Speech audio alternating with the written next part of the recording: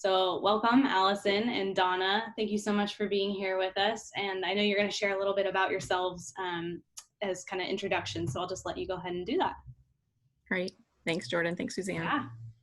So yeah, I'm Allison, Breininger, and Donna and I are each going to tell you a little bit more about our caregiving stories as we go through our time together. But I know that I've been to a number of family meetings and adult meetings, and by the end of the third day, I know it can be tempting to start skipping sessions and to start taking naps. And so I'm really grateful, especially when you see a title that is about caregivers, and caregivers are notorious for not taking good care of themselves. And so I'm just really grateful that all of you caregivers took time this afternoon to be here. So thanks for that. During our time together this afternoon, Donna is going to embed into our time some exercises and things that are going to help us, because I'm sure as caregivers you've had people give you those puppy dog eyes and say, are you taking care of yourself? And we know that that's just not really, we can't go off to the spa. We can't take the time and the money and the energy that we often need to. And so Donna throughout our afternoon is going to help us with some activities that are going to both help us take care of ourselves, since we've been taking in so much intense information the last couple of days, but also hopefully things that can be in our pockets as we move forward as caregivers. We're going to use a lot of the cool Zoom features this afternoon, but we will walk you through them, so it'll all be good. And actually the first one, Alexander, if you want to pop it up, is the poll. So I'll let Donna take it from here and tell you about the poll. Let's see. Okay, well, when we thought about doing this presentation with you today, and it just meant a lot to us if we could find out who was joining us. And so can you all see the first question? Where are you from? You can, we've got choices of East Coast, Midwest, West Coast, Canada, Mexico, or outside of North America. So if you want to go ahead and pick one and check that off.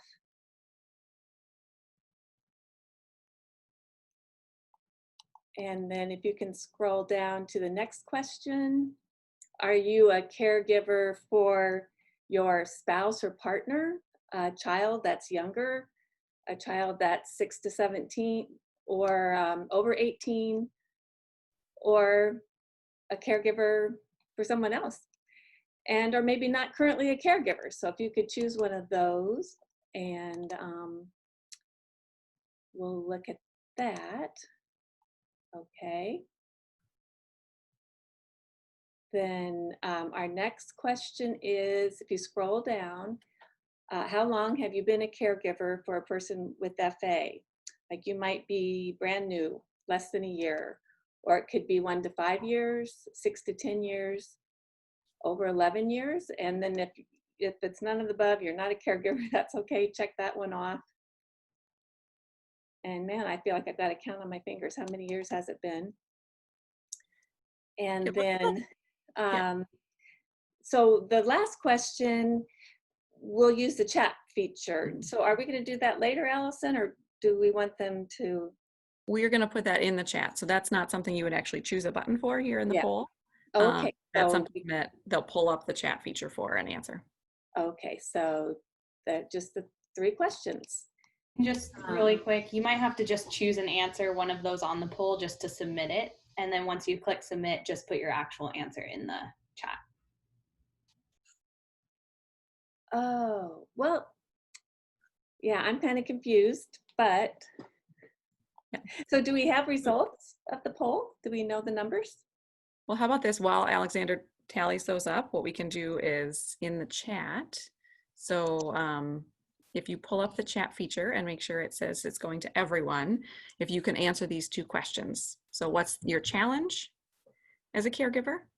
And what is a hope that you have for this session? So while Alexander, oh, go ahead, Alexander. Yes, so let's give folks a couple more minutes. We have about half of the folks we have about half the folks have answered, and it's slowly ticking up. So we'll just give another minute or 2 for people to scroll through, and it won't be till they submit at the end that we'll get the total. So let's give it maybe a moment. Okay.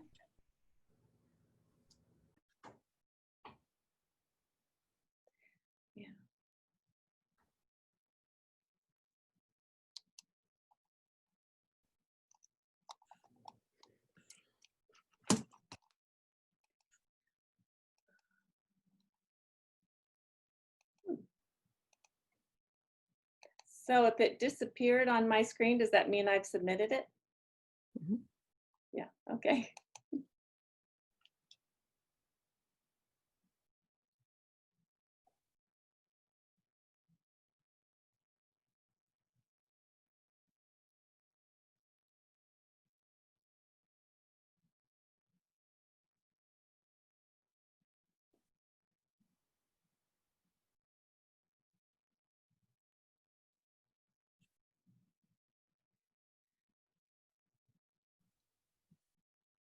If you've submitted yours already, and while we wait for Alexander to do the Yeah. tallying, you can go ahead and go into the chat feature, and then you can put in a challenge and your hope. So if you're done with your poll, you can go ahead and do the chat. Yeah, it looks like just about under 60% have voted, and maybe that's what we got. And so I can end the poll maybe in about 10, 15 seconds here, and then I'll really are you ready for me to just give the answers right out for the crowd? Sure, go for it. Right.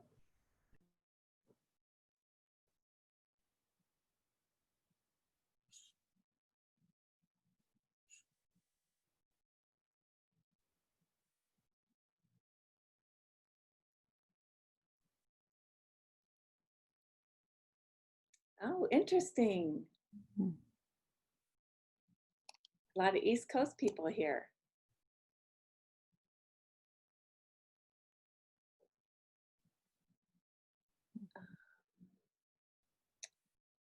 And it looks like the most common age group is 6 to 17.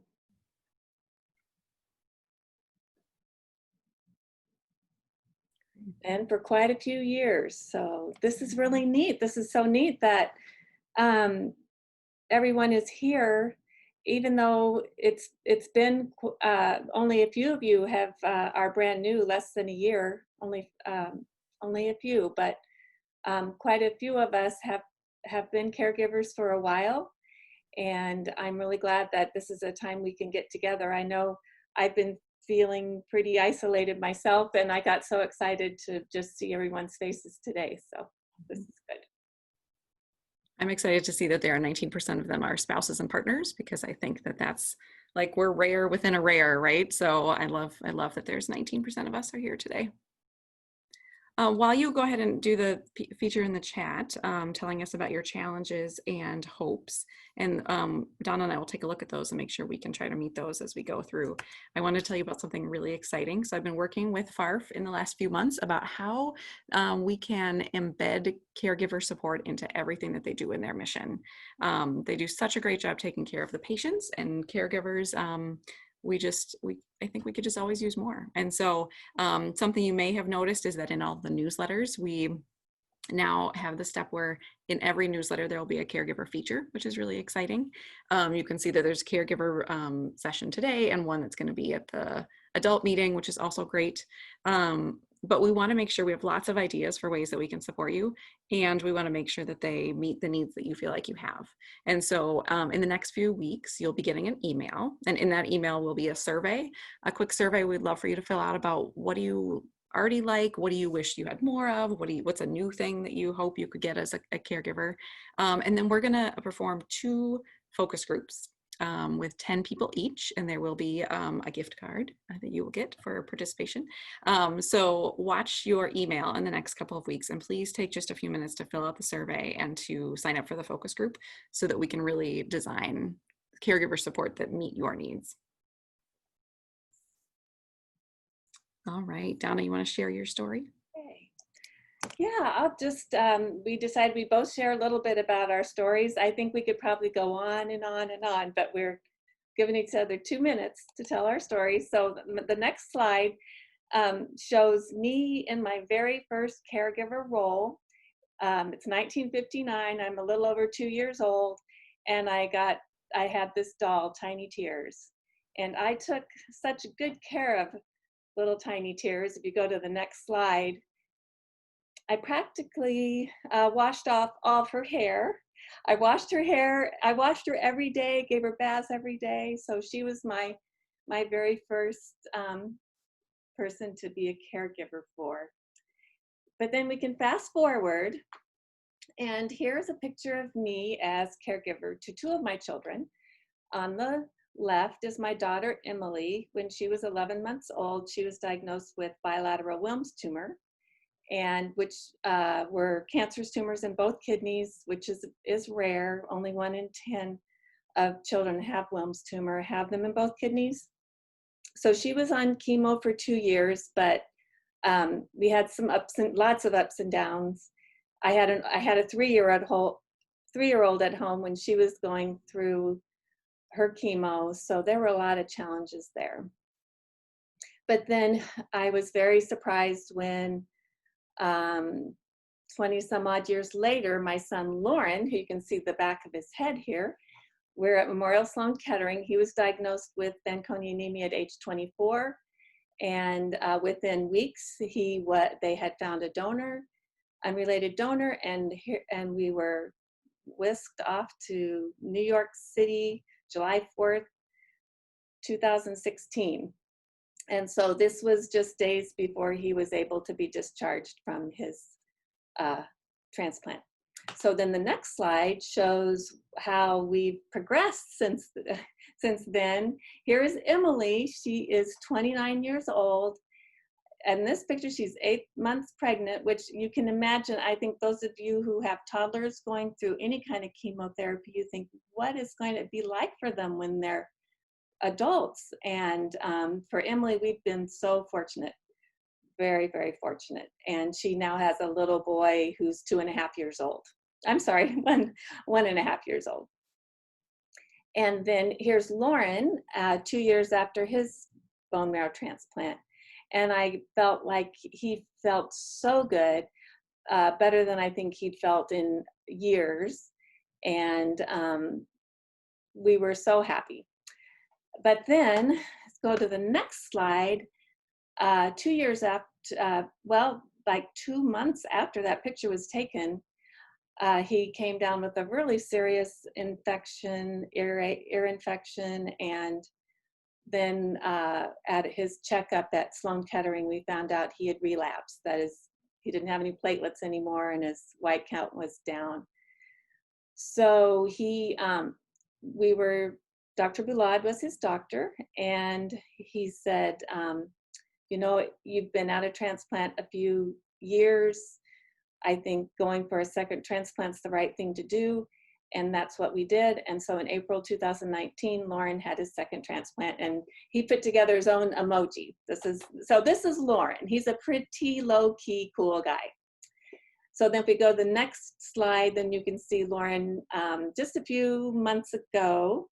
He had some GVHD, so he's been on steroids for a while, but his dose is down. And I didn't have a more recent picture, but his cheeks are down too. But he's doing so well, and I am very, very grateful for that. And then there's just one part more of our story, and this is Lauren's father, Paul. And I don't know why most of the time I can get through this without crying, but Lauren's father had squamous cell carcinoma in his tonsil. You can kind of see here, he had a surgery. And then 10 years later, he got leukemia, and he did not make it a year past his transplant. So these are my caregiver experiences, and you can tell they've been ups and downs and everywhere in between. But I think the thing we all learn as caregivers is even when things are so tough, we make it through, and so many good things are happening. And I don't want to be toxically positive, but it is true. It is true. So with that, I'm going to end my background as a caregiver. Oh, actually, one more. So this is me today. After my husband passed away, I inherited the house and 40 acres of the farm where he grew up and where we raised our children. And I enrolled it in a government program for bees. It's called Pollinator Acres. So there's my 27 pollinator acres, blooming beautifully yellow flowers. And so I'm also a caregiver of this prairie, which actually is a lot more work than I ever realized. But that's a whole nother story. So with that, I'll end. Thanks, Donna. So I'm Allison, and you've gotten to see Sean, my husband, in these last couple of days in the sessions as well. So Sean and I were high school sweethearts, married in 2002. Then we adopted our daughter Maya from Haiti in 2009. He didn't start having symptoms until 2010 when he was 31. Took a year to find a diagnosis of FA. We just happened to live in the Twin Cities. We didn't realize until actually the first time we came to Camp Sunshine what a miracle it was that we were 12 minutes from the place to be. This is just where we happened to be living at the time. So just a few months after his diagnosis, he had a transplant here at the U with his brother as his donor. And then since then, he has had gum cancer, cheek cancer, 150, that's not a typo, skin cancers, squamous, melanoma, and basal. He had tongue cancer. Half of his tongue was removed, and they used a piece of his forearm to replace it. But you have heard him speak in the last couple of days, and you wouldn't know that that had happened hearing him speak. He had bladder cancer, which is not an FA thing typically. He had a type of cancer that only 40 people in the world have had. So he had his bladder removed. And then last year he had throat cancer. And so we went through the debate about radiation and chemo because it was not operable. And he, in the end, did have radiation and chemo and did beautifully. I could spend a whole 4-day conference just telling you about the last 9 years. But Sean and I are very open to talking to anybody. So please find us at any point on Facebook or Instagram or Slack or wherever that is, if you want to reach out and learn more about all the things that he has gone through. So when you hear all that, the things that you might picture are some of these things.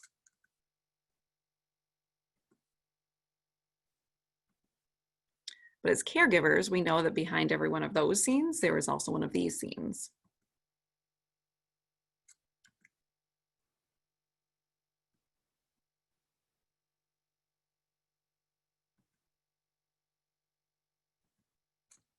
So I started to realize in all this caregiving work that I was this integral part of the puzzle and that it was very rarely recognized by the world. So I noticed at one point in his chart, it said family, updated, wife, bedside. Like that was the only mention that I, this integral part of the whole story, was getting. And then it was actually at one of the first FA adult meetings that we went to that I had this experience where I was in one of Nancy's groups, and it was the lunch for the partners. And so again, I think there's only about 10 of us because it's a pretty small, rare group, which is why I was excited to see the 19% today. And Nancy said, how does it feel being a caregiver? What's that like? And I remember being really excited thinking like, this is the one place in the world where like these 9 other people really understand what my life is like. And my peers started talking, people that I love and respect. And everyone was saying, it's a gift and it's a blessing. And I love it. And I'm so glad I get to do it. And I remember I had asparagus on my fork at the time. And I remember putting it down and just being baffled and saying, you guys, this is really hard. Like, and I think that this is the place, if there's any place in the world that we can say this, it's here. And I realized that it was the speech that like, sort of like what Megan was talking about earlier, that we've all practiced the speech of talking about what a gift it is that we get to care for our person. And there are aspects of that. We have not practiced the speech of letting ourselves talk about how hard this is. So that inspired me to start writing. I created a website called thenegativespace.life, and I'm also on Facebook and Instagram. And there I just write really honestly about what it's like to be a caregiver. So the concept there is just that in art, the negative space, you look at the main thing in the picture, that's the positive space, but all the other parts around it in the picture are what make up the painting. And without those parts, the painting would look totally different, but you don't often notice those or recognize those. And to me, that's what we are as the caregivers. If you took us out of the picture, everything would change. If you imagine all those doctor's appointments and hospitalizations without us, everything would be different. And yet we're it's pretty rare for us to be recognized or noticed for the role that we play. And so I'm out there advocating and writing for all of us as caregivers. So something that I have worked on and written as I've thought about that is this, and it's something new that I want to sort of share with you today. It's a continuum that I think that caregivers might be on. And as I read, I want you to sort of think about where might you fall on this continuum. It's not perfect. It might not be linear. None of these might describe you. But I want you to just sort of think about which one you feel like describes you the best. So stage 1 might be, I don't realize I'm a caregiver. like someone who might just say, I'm a wife or I'm a mom. There's nothing more than that. I just go to a lot of doctor's appointments. Stage 2 might be, I know that I'm a caregiver, but I don't claim or use that title. So maybe you realize that you do more than the typical parent, spouse, grandparent, friend, but you say, but I'm just a mom. I'm just a this. And so you don't actually take on that caregiver title. Stage 3 is I call myself a caregiver, but I don't really talk about or admit how challenging it is or the feelings I have about it. That's sort of where my friends were at that asparagus lunch. They knew that they were caregivers, but were still calling it only a blessing and not talking about the challenges. Stage 4, I know I'm a caregiver and I'm open to talking about the reality of it, but I don't ask for help. So this is sort of like, yeah, this is really hard, but no, I got it. I don't need any help. That's okay. And then stage 5, I like to call this like ninja level caregiver, is I claim and I use the title and I admit and discuss the realities and I ask for and accept help from people. So I want you to take a minute right now and just sort of think about these 5. If you are a caregiver yourself, I want you to think about which one of these do you feel like you fall into right now? Maybe you're like a 2.5, you could be in the middle. If you're a patient, think about the person in your life who's your primary caregiver and what stage you think they're in. So I'm just going to give you a quiet minute to think about that.